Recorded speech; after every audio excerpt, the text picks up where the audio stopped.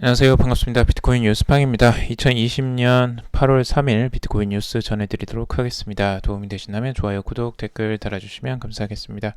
투자에 관련된 정보들은 참고사항일 뿐이고 좋으니 아니니 투자하실 때 여러분들 스스로 꼭 판단하시고 결정하시기 바라겠습니다. 자, 첫 번째 기사부터 보도록 하겠습니다. 포브스 올 상반기에 미국 암호화폐 투자가 급증했다라는 소식과 그리고 5년 내에 미국 채권 시장을 웃돌 것이다 라는 기사가 나와 있습니다.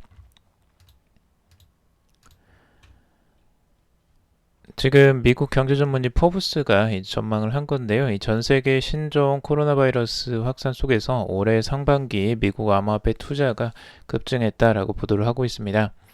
이 코너스톤 어드바이저스 설문조사에 따르면 미국 성인 남녀 암호화폐 보유 비중은 15%로 이 중 절반 이상이 올 상반기에 첫 암호화폐 투자를 시작했다고 합니다.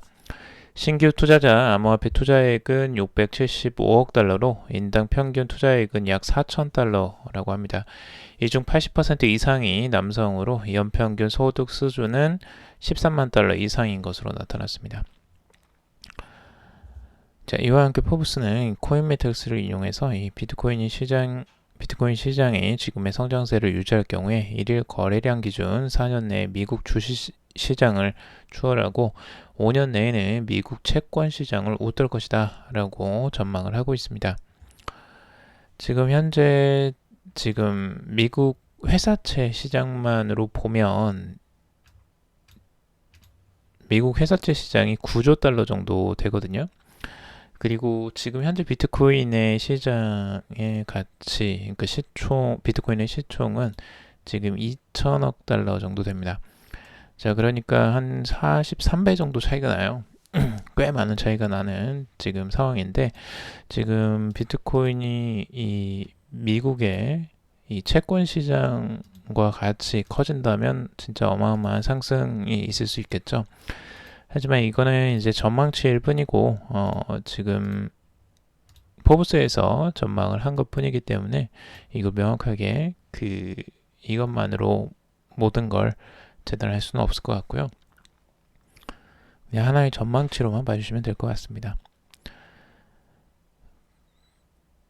그리고 지금 이 뉴스 BTC에 따르면 이 크립토 애널리스트인 미스터 치프는 이 닷컴 버블 이후 금융위기까지의 아마존 주가 차트가 2017년 역대 최고가 이후 비트코인 차트와 유사하다는 주장을 수개월 전에 했었는데 현재까지 이 프랙탈이 정확한 것으로 나타났다라고 이야기를 하고 있습니다. 해당 프로젝터에 따르면 비트코인은 2020년 말에 2만 달러까지 상승을 전망하고 있는데 앞서 6월 블룸버그 시니어 상품 애널리스트 마이크 맥클론 또한 이 비트코인이 올해 2만 달러까지 상승할 수 있다라고 내다본 바가 있습니다. 저스틴 선도 또 한마디를 했다고 하는데 비트코인 상승장이 또 왔다고 하면서 비트코인은 언제 사든 옳다라고 말을 하기도 했었습니다. 자, 비트코인에 대한 가격 한번 같이 보도록 하겠는데요. 지금 비트코인이 주말 동안 꽤 또 추가적으로 상승을 했다가 12,000달러를 찍고 다시 한번 조정이 나왔습니다. 가격이 급등한 만큼 다시 한번 또 급격하게 다시 한번 떨어지는 흐름들이 나왔었는데 다행히 또 이게 일반적인 현상이긴 하거든요. 지금 떨어졌다고 두려워하는 그런 형태들은 아닌 것 같고 상승을 했으니까 그만큼 또 조정폭이 나옵니다. 그래서 지금 가격대는 지금 11,125달러 선에 지금 위치해 있고요. 지금 1394달러 선 요 위치까지는 아직 내려오진 않았습니다. 지금 밑에를 찍진 않았고 살짝 그 위에서 지지를 받고 다시 한번 위쪽으로 올라오는 모습들을 보여주고 있습니다. 지금 이 12,000달러는 그 전에도 저항선으로 좀 찍어 나왔던 많은 전문가들이 또 보았던 그 자리이기도 합니다. 그래서 이 저항세가 이제 강할 것이라고 예상을 했는데 역시 12,000달러에서 저항을 맞고 지금 떨어지는 모습을 보여주고 있네요. 지금 이 지지를 받은 선은 비트스탬프를 기준으로 해서 1583달러 선에 지지를 받았고요. 다시 한번 중간으로 올라오는 양상들을 지금 보여주고 있습니다. 과연 조정이 어디까지 가게 될지 다른 전문가들의 분석들 같이 한번 잠시 후에 살펴보도록 하고요. 자, 그리고 RSI 상대 강도 지수도 비트코인이 지금 하락하면서 이 과매수 국면에서 안쪽으로 지금 들어왔습니다. 그래서 70 이하로 떨어지는 모습을 지금 보여주고 있죠. 자, 이더리움은 비트코인보다 상승세가 훨씬 더 크게 나왔고요. 비트코인만큼 추가적으로 또 상승을 하다가 400달러 선을 뚫는 아주 급상승이 나왔었습니다. 그리고 그 안에서 비트코인이 떨어지면서 같이 하방으로 떨어졌지만 아래점에서 지금 이 매수세가 상당히 강한 것 같아요. 그래서 이 매수세를 받쳐주면서 373달러 선으로 지금 반등을 하는 모습을 보여주고 있습니다. 굉장히 스프링처럼 굉장히 빠르게 그리고 높은 위치로 반등이 바로 나오는 모습을 보여주고 있습니다. 아직까지는 이더리움도 긍정적인 모습인 것 같습니다. 그만큼 그 매수세가 강한 모습을 지금 단기적으로 보여주고 있네요. 아직까지 RSI는 지금 80 이상에서 과매수 국면에서 지금 머물러 있습니다.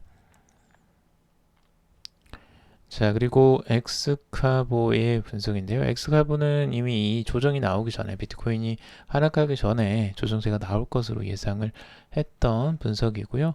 지금 12,000달러를 찍었을 때 아래쪽으로 내려올 가능성들을 열어놓고 있었습니다.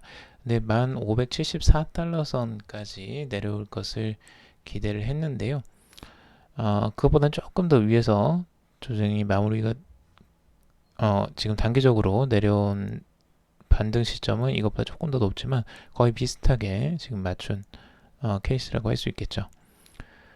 여기에서 이제 지지를 받을 것으로 예상을 하고 있는데요. 과연 이 형태를 유지하면서 차트가 지금 1,574달러 선을 지지를 받을 수 있을지 한번 주목해 봐야 되겠고요. 그리고 알람마스터즈는 추가적으로 더 하락할 것을 염두에 두고 있습니다. 한 번에 지금 하락세가 거래량이 터지면서 지금 내려왔기 때문에 추가적으로 하락세가 좀 더 나오면서 지금 1,400달러, 1,375달러 선까지도 지금 이 하락세를 염두에 두고 있습니다.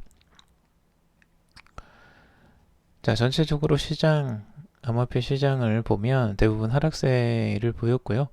XRP만 그나마 선방을 했습니다. 0.29% 살짝 상승하면서 마감을 했습니다.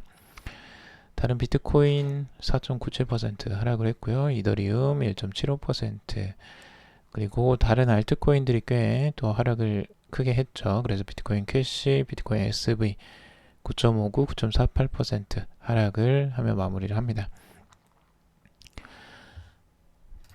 자, 그리고 이더리움에 대한 내용인데요. 이더리움이 지금 400달러를 잠깐 찍고 지금 내려오면서 아주 강한 모습을 보여줬었는데, 여기에 대한 이제 평가들입니다.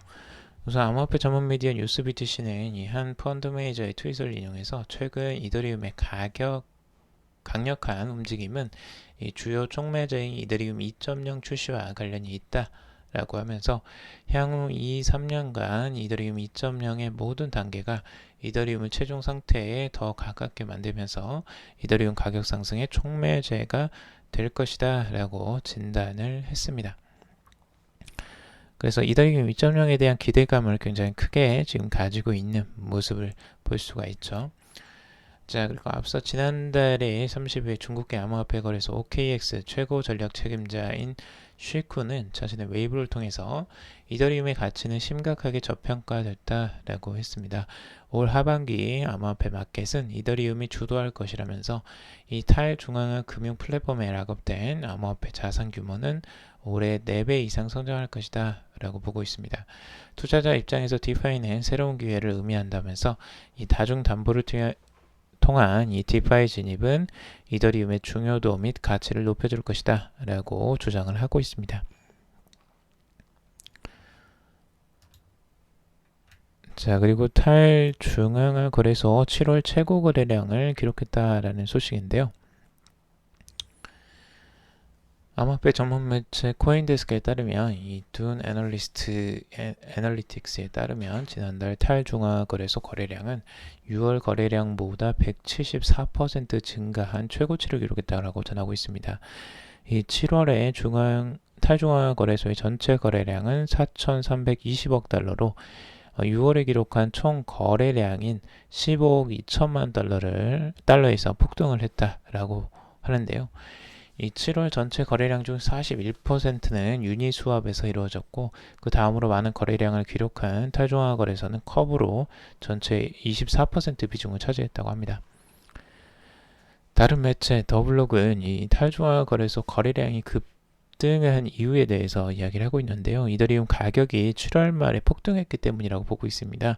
이더리움 기반 탈중앙화 금융 디파이 토큰이 꾸준히 성장한 결과라고 분석을 하고 있습니다. 그리고 3Arrow 캐피탈 공동 창업자인 카일 데이비스 역시 지난 몇 달 동안 디파이가 급증했다라고 하면서 우리는 디파이가 가장 많은 매매, 차입, 대여 등 가장 큰 사용 사례를 보인 걸 지켜봤다 라고 하면서 그는 이런 추세가 계속되길 기대한다라고 덧붙이고 있습니다.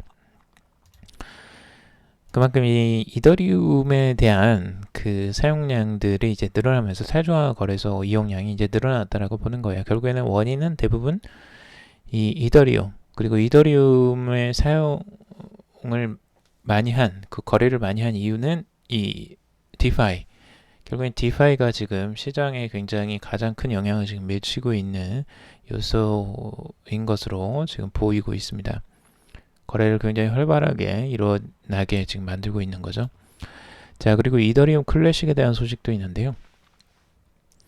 이더리움의 클래식이 지금 51% 공격을 받아서 3시간 동안 채굴이 중단됐다라는 뉴스 기사입니다. 이더리움 재단 회원인 이 허드슨 제임슨이 이 트위터에 거래소는 이더리움 클래식 입출금을 중단할 필요가 있다라고 올리면서 공론화됐습니다. 이더리움 클래식 재단 창업자인 제임스 오 등 이 재단이 문제를 확인해서 이더리움 클래식 공식 트위터를 통해 결과를 발표했는데요. 재단은 한 채굴자가 공격한 것으로 확인했지만 고의적으로 네트워크를 공격한 것인지 확인되지 않았다라고 밝혔습니다. 이 재단은 채굴자들이 이전처럼 채굴 작업을 계속하게 만들겠다라고 하면서 단 이전 12시간 동안 이루어진 채굴은 이전과 같은 순서로 채굴되지 않았을 수도 있지만 각 트랜잭션은 다시 이 멤플 아직 그 블록에 들어가지 않는 트랜잭션들이 모여있는 공간에 업데이트할 것이라고 말했습니다. 이후에 이 채굴 솔루션 업체 비트플라이가 제안대로 이 재단은 1090-414 블록에서 3693 블록의 네트워크 재구성을 진행했다라고 전하고 있습니다. 이에 따라 모든 노드가 이 동기화를 중단했다라고 전하고 있죠. 코인텔레그래프는 이는 네트워크가 51% 공격을 당했음을 시사한다라고 분석을 했습니다. 여기서 말하는 51% 공격이란 이 특정 공격자가 이 집단이 블록체인의 전체 노드 중 50%를 초과하는 이 해시 연상력을 확보해서 거래 정보를 조작해 이익을 얻으려고 하는 이 해킹 공격을 말합니다.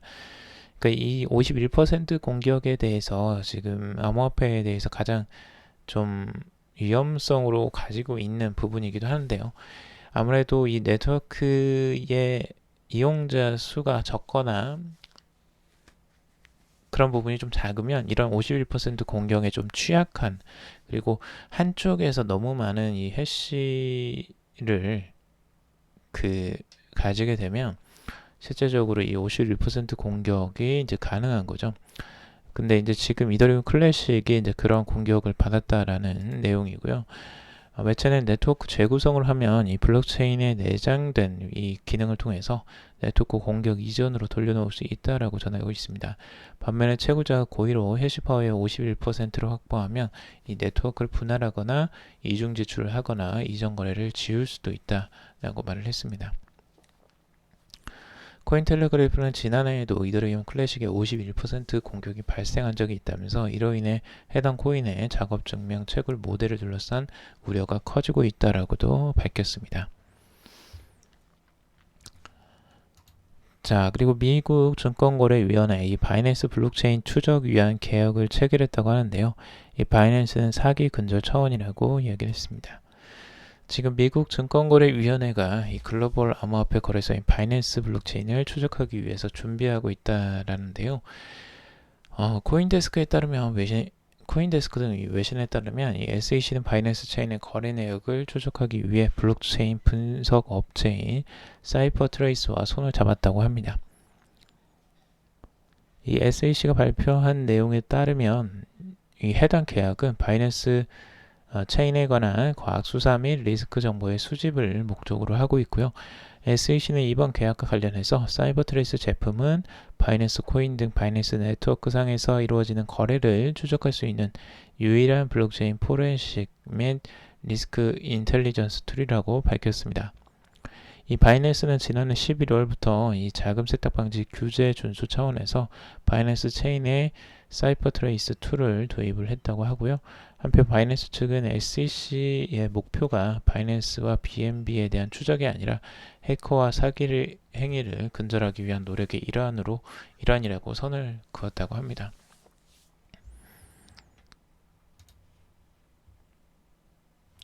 자, 그리고 정부에서 지금 국가대표 혁신기업 1000개를 선정해서 40조를 투입할 예정이다 라는 기사인데요.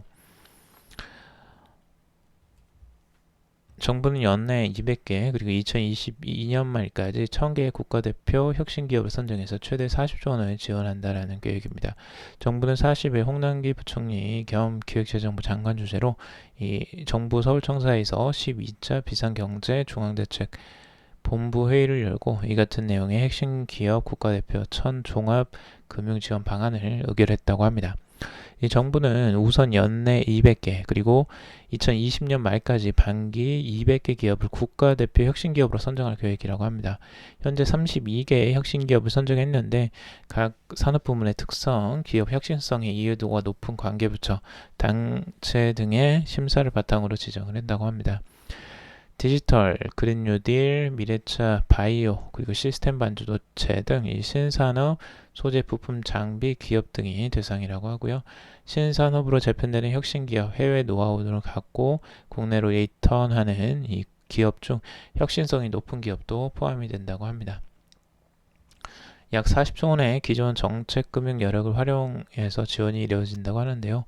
충분히 이 지원이 이루어질 수 있게 이 대출이나 보증 한도를 확대를 한다고 합니다. 산업은행은 현재 기업당 시설자금이 2천억, 운영자금은 500억까지 대출을 해주지만 혁신기업은 이 같은 한도를 적용하지 않기로 했다고 합니다. 자금적으로 지금 기업들에게 많은 이제 지원들이 이루어지고 있는데요. 자금적인 부분만 아니라 이제 정책적인 부분도 지원이 많이 좀 잘 이루어져서 혁신 기업들이 국내에서 좀 더 빠르게 성장하고 확장해 나갈 수 있는데 도움이 되길 바랍니다. 자, 오늘 여기까지 정리를 해봤습니다. 여러분들 도움이 되셨길 바라고요. 도움이 되셨다면 좋아요, 구독, 댓글 달아주시면 감사하겠습니다. 투자에 관련된 정보들은 참고사항일 뿐이고 조언이 아닙니다. 투자하실 땐 여러분들 스스로 꼭 판단하시고 결정하시길 바라겠습니다. 금일도 방송 들어주셔서 정말 감사합니다.